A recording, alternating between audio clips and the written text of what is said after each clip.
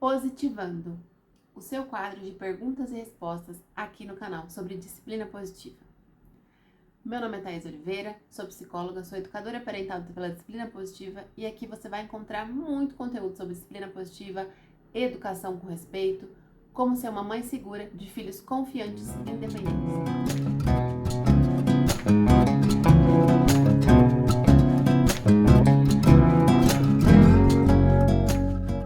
Seja muito bem-vinda ao segundo episódio do Positivando.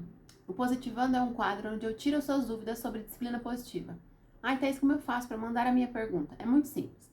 Basta você me seguir no Instagram. Lá eu abro uma caixinha de perguntas, você pode colocar sua pergunta lá. E toda semana eu separo algumas perguntas para trazer aqui e responder para vocês. Então, você quer ter sua pergunta respondida? Vai lá no Instagram e faz a sua pergunta, tá? As perguntas de hoje eu já selecionei e eu vou começar com elas aqui agora para vocês. Qual a melhor maneira de me controlar na hora da birra da minha filha? Bom, a primeira coisa que você precisa entender e você precisa olhar é para você. A disciplina positiva ela é feita para os adultos. E por que ela é feita para os adultos? Porque são os adultos que estudam sobre ela, são os adultos que ouvem sobre ela, são os adultos que vão aprender ali a lidar com a criança e consigo mesmo através da disciplina positiva. A disciplina positiva é quase como uma filosofia de vida mesmo, de entender que todo mundo merece respeito e de viver com isso. Não é só na sua relação com o seu filho, com a sua filha, mas na relação com outros adultos, com os amigos, com o marido, com o chefe, com a mãe, com todo mundo. A disciplina positiva ela vai estar ali. E o porquê que eu tô falando isso? É muito simples. Você, quando uma amiga tá triste, tá chorando, tá brava, quando o seu marido tá triste, quando sua mãe tá chorando, você perde a paciência com eles? Provável que não. Provável que você acolha, é provável que você queira entender o que aconteceu e queira ajudar. Por que então que quando a criança chora, que quando a criança briga, a gente fica tão irritado? E aí você precisa voltar e entender assim, como é que foi o meu dia? Como é que está o meu dia? Será que eu tô muito cansada e eu não consigo acolher minha filha porque eu estou cansada? Será que eu fui uma criança que nunca foi ouvida? Será que eu fui uma criança que não podia chorar, que era calado o meu choro? E até hoje isso me incomoda. Eu cresci numa cultura, será que eu cresci numa cultura de que as crianças choram para me manipular e querer alguma coisa? Então você precisa olhar para você primeiro. Ter esse olhar de o que tanto me incomoda na birra da minha filha, tá? E entender que as birras não são de propósito, tá? A criança não faz uma birra de propósito. Provavelmente ela faz essa birra porque ela tá muito cansada, porque ela tá com sono, porque tá com fome. Tem excesso de estímulos naquele ambiente. Então, como é que funciona o cérebro da nossa criança, tá? Nosso cérebro, ele vai ser completamente desenvolvido lá pelos 23, 25 anos. Até lá ele está em desenvolvimento. Mas uma área vem pronta de casa, já vem assim, nasceu, tá pronta essa área. É essa área aqui, ó. Que ela é conhecida como cérebro reptiliano, que é o nosso cérebro de sobrevivência mesmo. Por isso que ele já vem pronto. E o que acontece no momento da birra? Acontece que esse cérebro reptiliano, ele toma conta do restante do cérebro, porque ele é a única parte que está totalmente desenvolvida. Então essa parte aqui, ó, do córtex pré-frontal, que é onde a gente pensa, onde a gente consegue falar devagar, pensando no outro, tendo empatia, com calma, que pensa antes de falar qualquer coisa, que não sai gritando. Essa área aqui, ela está em desenvolvimento, ela é a última a ser completa. Quando eu estou numa situação de muito estresse, e para crianças, situação de sono, situação de fome, são situações de estresse. Por quê? Porque o meu cérebro entende que assim, eu estou entrando em modo de sobrevivência, certo? Quando eu estou entrando em modo de sobrevivência, qual parte do meu cérebro que ele vai entrar e vai querer tomar conta de tudo? A parte do cérebro reptiliano. E ele vai tomar conta. Quando ele toma conta, o que acontece? Eu entro num sistema de luta e fuga. Eu preciso lutar ou eu preciso fugir para sobreviver.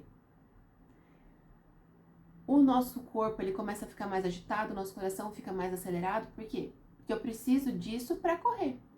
E aí a criança, naquele momento, ela sabe que ela não precisa correr, né? Eu não preciso correr, eu não preciso fugir. Eu tô com a minha mãe, eu tô com a minha família, então ela não consegue controlar o corpo dela e ela começa a chorar, gritar e fazer ali a birra. O que ela precisa nesse momento é de acolhimento. Igual aquela sua amiga que chega chorando de vez em quando pra você e fala, ai, amiga, o que eu faço?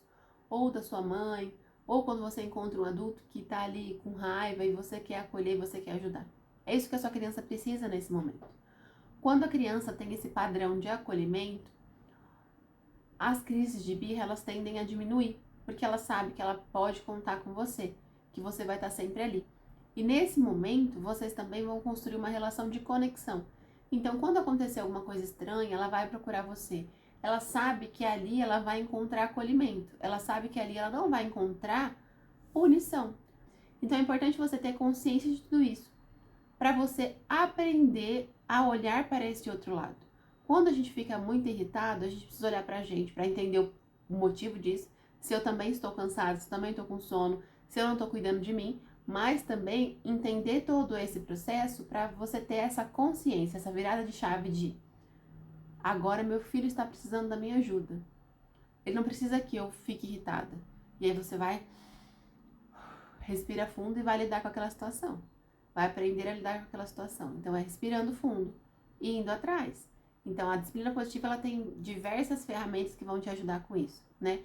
Mas é importante que você tenha essa consciência primeiro e depois ir entrando nas ferramentas, certo? Vamos para a segunda pergunta. Me irrito muito com o choro. Como controlar o choro do meu filho? Mais uma de se irritar, né? Bom, é importante a gente entender aqui o quê? Por que o choro te incomoda? E o que tem de errado no choro? A gente sempre precisa refletir sobre as coisas e quando a gente vai fazer alguma pergunta e quando a gente vai perceber que a gente se irrita com alguma coisa, a gente se questionar. O que tem de errado com meu filho chorar? Nada, não tem nada de errado. Não tem nada de errado com uma criança chorar porque ela tá triste ou porque ela tá frustrada. Não tem, porque ela tá brava. Não tem nada de errado, nada, nada, nem 1 milímetro errado. Mas a gente não sabe lidar com o choro do outro muitas vezes. E quando a gente fica perdido, não sabe lidar com o choro do outro, isso vai nos irritando, né? Mas, mais uma vez, se quando é um adulto que chora, é mais fácil. Quando é um adulto que chora pra mim porque ele tá muito triste, porque ele tá com raiva, porque ele passou por uma situação difícil, é mais fácil de eu acolher. Por quê? Porque eu considero os problemas do adulto no mesmo nível que os meus. Quando eu acho que o problema de uma criança é muito pequeno, você precisa mudar esse olhar de entender que o problema da criança também é um problema grande para a vida dela. Vou dar um exemplo para vocês. Vou contar a história da minha filha. Manuela está sentada montando um castelo de Lego. E ela está conseguindo montar um castelo muito grande. Ela precisou ficar em pé porque o castelo está ficando cada vez maior. E o castelo está ficando quase do tamanho dela. Quando ela vai pôr uma peça, a Helena, a irmã dela, bate no castelo e derruba todo o castelo que ela fez. Ela começa a chorar, a gritar, a reclamar muito, porque aquele castelo caiu. Com um olhar de adulta, eu posso olhar e falar assim, nossa, mas isso é uma frescura. Por que você está chorando só por causa de um castelo de Lego? É só montar de novo. Qual o problema disso? Foi sem querer, para com isso, para com chorar. Não precisa chorar. E fico irritada com aquilo. Ou eu posso ter um olhar de empatia e olhar para aquilo e entender que a minha filha ficou ali um tempo construindo aquilo. É trabalho dela. Foi o esforço dela.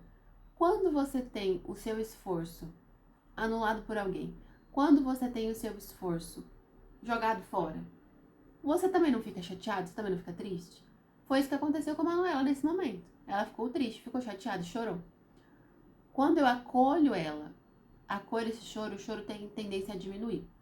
Quando seu filho estiver chorando muito, ofereça um abraço, porque ele vai sentir o seu coração batendo de forma mais tranquila, o coração dele vai bater de forma mais tranquila, a sua respiração vai estar calma, ele vai respirar de forma mais calma.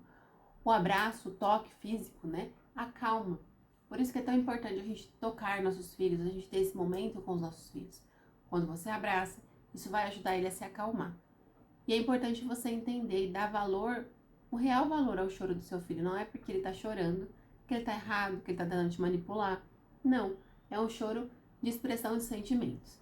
Valorize isso para que ele aprenda que expressar o sentimento é bom, não é ruim expressar o sentimento, que ele pode sempre expressar esses sentimentos com você. A próxima é sobre alimentação. Ó, a criança tem 6 anos, só quer comer arroz, linguiça, leite e massas. Como melhorar? A alimentação, a gente precisa entender algumas fases da alimentação, tá? Então, quando a criança é muito bebezinha, ela só toma leite. Com 6 meses, ela começa a introdução alimentar, então é importante ali entregar todas as famílias de alimento para ela ir entendendo. Para ela ir sentindo gosto, para ela ir entendendo o que são os sabores, o que são as texturas. Com 2 anos, a criança vai ter todas as papilas gustativas desenvolvidas. O que isso quer dizer? Ela vai realmente sentir todos os sabores, vai começar a identificar o que é azedo, o que é doce, o que ela gosta, o que ela não gosta. E aí, com 2 anos, vão começando algumas seletividades alimentares, certo? Porém, com 5, 6 anos, isso acontece de novo. Por quê? A criança, ela tem ali um pico de desenvolvimento e de crescimento. Do 0 aos 2 anos, ela cresce bastante, engorda bastante. Dos 2 aos 5, 6 também, ela vai crescer bastante. Ela vai precisar de muita energia.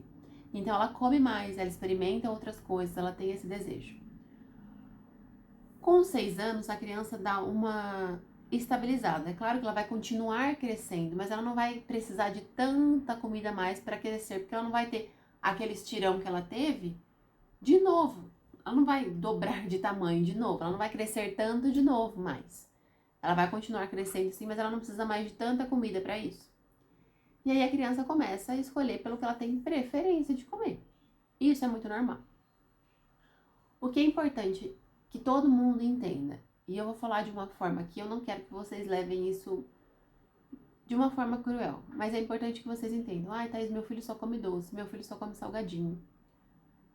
Eu também prefiro comer doce e salgadinho, mas eu tenho consciência e eu tenho um hábito formado de que eu preciso comer comida. Eu tenho essa consciência hoje, porque eu sou adulta, eu sei.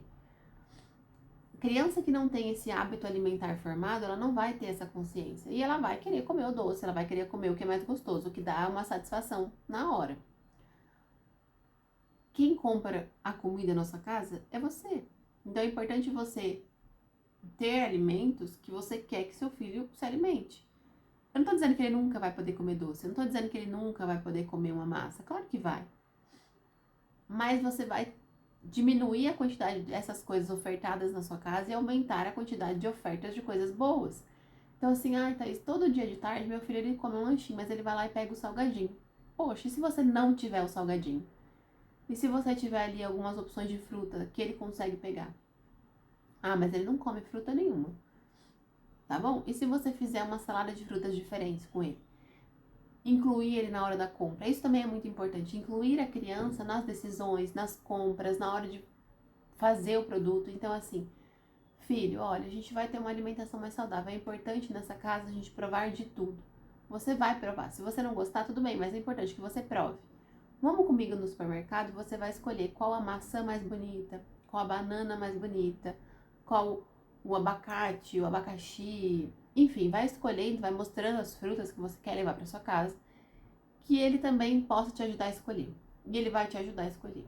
Na hora de você servir, você pode fazer um espetinho de frutas, por exemplo, com frutinhas cortadas em formatos de coração, de estrela, que chame a atenção da criança.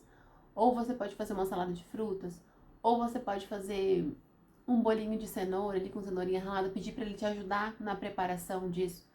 Quando a criança ela é incluída nesse processo, ela se sente parte, ela tem vontade de experimentar, porque foi ela que participou desse processo de fazer as coisas. A criança gosta de fazer as coisas, então inclua ela nesse processo.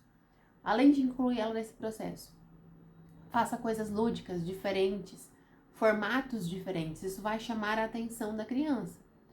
Por quê? Porque quando a gente coloca ali um monte de comida assim em cima da mesa, sem nenhuma atenção, sem nada, ela vai pegar pelo que ela gosta, pelo cheiro, né? Então é importante você ir apresentando esse alimento para ela de formas diferentes, com apresentações diferentes, com formas de cozinhar diferentes e também que você inclua a criança na escolha e na preparação. Desde a preparação da mesa, então vamos montar a mesa para todo mundo comer junto, vamos montar o cardápio, vamos escolher no supermercado e vamos cozinhar comigo. Tudo isso vai fazer com que a criança tenha mais interesse pelo alimento, certo? Boa sorte, eu acredito que assim você vai conseguir fazer com que sua criança melhore aí o cardápio e experimente coisas diferentes. Não tenho paciência. Quando vi, já gritei, coloquei de castigo e à noite eu choro. Você chora porque você se arrepende, certo? Você já entendeu que esse não é o caminho da educação que você quer dar para o seu filho. Você chora porque você sente culpa. Você entendeu que não é assim que você quer educar seu filho, não é através de gritos, não é através de punições, de castigo, né? Você quer buscar pela disciplina positiva, você quer fazer, mas você não sabe como fazer ainda. Você não entendeu como fazer isso. Mas o que eu sempre falo para as mães é: olhe o que está por trás do grito. O que está por trás do seu grito? O que seu grito quer dizer? Seu grito quer dizer que você está exausta? Seu grito quer dizer que você não sabe mais o que fazer? O que o seu grito está dizendo para você? Quando eu digo para vocês que todo comportamento é uma comunicação, eu não estou falando só da criança, estou falando de todo mundo. O nosso comportamento é uma forma de comunicação. Quando a gente não sabe mais o que fazer, nosso corpo diz. E o seu corpo está gritando, está mostrando que você não tem mais paciência, porque você precisa olhar para você também. Então, olhe para você saber como ter mais paciência. É claro que cada pessoa vai ter um tamanho de pavio, né? Sabe? Vamos pensar numa vela. A vela tem um paviozinho ali. Cada vela tem um tamanho de pavio diferente. Pessoas são assim também. Tem pessoas que têm muita paciência, tem pessoas que têm pouquíssima paciência, tem pessoas que têm mais ou menos. Mas quando a gente olha pra gente, cuida das nossas necessidades, a tendência é que esse pavio aumente um pouquinho. Quando a gente organiza o nosso dia, a tendência é que esse pavio aumente um pouquinho. Então, olhe para você e olhe para as suas necessidades, né? Dentro da disciplina positiva, a gente vai aprender muito sobre isso. Dentro da disciplina positiva, a gente vai entender que é pro adulto por conta disso, porque você vai olhar para você, para cuidar de você. Certo? Bom, a última de hoje. Meu filho me bate. O que eu faço? É importante você entender o que aconteceu. O que chegou a esse estopim? Por que ele tá te batendo agora? Ele ficou bravo? Ele ficou frustrado? O que aconteceu que fez com que ele chegasse a esse ponto de bater em você? Certo? Esse é o primeiro ponto. Impedir que ele te bata é muito importante, né? A criança precisa entender que ela não pode bater para expressar o que ela tá sentindo. Então, segurar mesmo, assim, com gentileza, segurar a mão e falar assim: olha, eu entendi que você tá com raiva, mas bater em mim você não vai. Você não pode me bater. E explicando isso pra criança: você não pode me bater. Não é assim que funciona.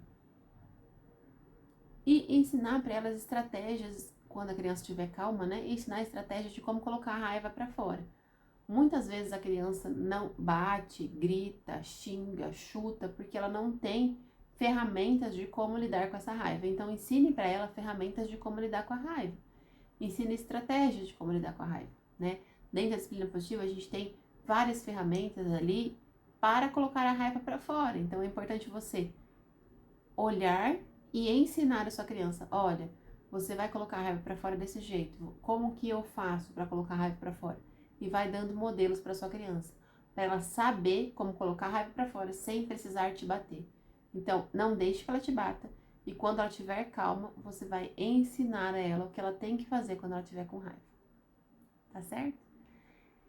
Espero que vocês tenham gostado desse Positivando de hoje. Um beijo e até a próxima. Não se esquece de se inscrever no canal, deixar seu like e ir lá no meu Instagram fazer perguntas para o próximo episódio. Um beijo!